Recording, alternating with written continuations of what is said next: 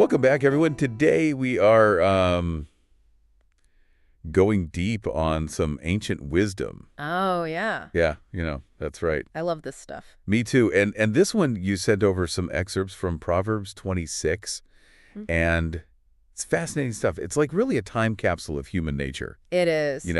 We've got fools, we got gossip, laziness, Yeah. all this stuff.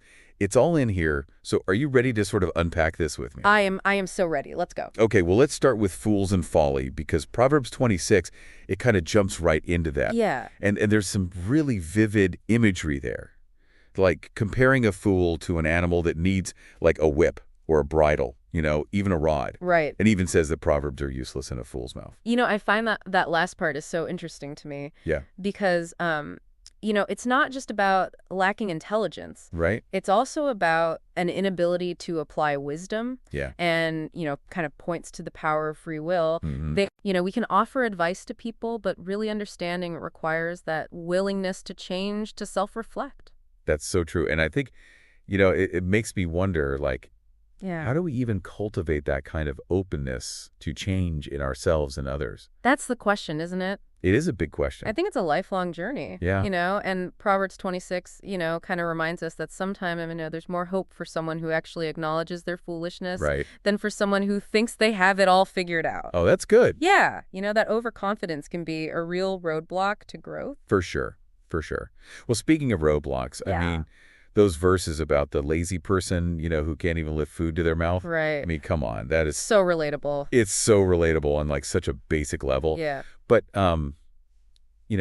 all jokes aside, I was thinking about that. And like, maybe there's even a deeper side to laziness. Yeah. Could it be connected at all to like a fear of failure? That's an interesting thought. Yeah. Maybe the writer was getting at the fact that, laziness is not just physical inactivity. It could Right. be, a form of self-sabotage, like a Mhm. way of avoiding, potential disappointment or the effort required for success. That makes a lot of sense. Yeah. And maybe even procrastination Yeah. is a form of that, self-deception. Yeah. Which kind of brings us to another big theme in Proverbs 26, Yes. which is the dangers of deception from others. Absolutely. And you had highlighted some of those verses in your notes. Yes, I did. I find those warnings about gossip and smooth talkers fascinating. Yeah. Because it really emphasizes, the power of words Mhm. to manipulate and persuade. Right. And I think, this is something that we see everywhere today. Oh, yeah. You think about misleading advertisements, political spin, the methods might have evolved, Yeah. but that core principle of deception Yeah. remains It's a a concept. constant. Yeah, it's almost like Proverbs 26 is giving us this crash course in media literacy Yeah. thousands of years before the internet even existed. It's Wow. crazy. So, and knowing that all these potential pitfalls are out there, Yeah. how can we protect ourselves from being deceived? It is a challenge, especially in a world where we are just bombarded Right. with information. Constantly, yeah. From all sides. All sides. Proverbs 26, I think, encourages us to be discerning, Okay. to question people's motivations, to look beyond just those surface appearances Mm-hmm. and consider the source The source, yeah. of the information that we're taking in. Don't just take things at face value. Yeah, It's exactly. a good reminder for all of us. Yeah. Okay, well, shifting gears a bit here, Proverbs 26 also touches on this concept of justice and retribution. Yes.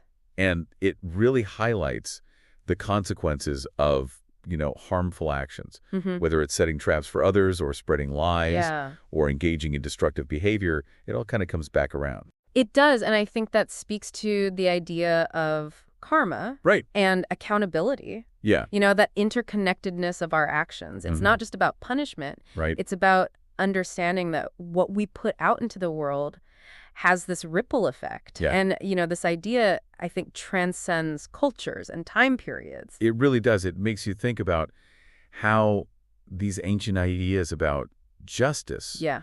relate to our modern legal systems Yeah. and even our personal codes of ethics. Absolutely. So as we kind of start to wrap up our deep dive here into Proverbs 26, Yeah. what are some of the key takeaways that you're hoping our listeners will walk away with?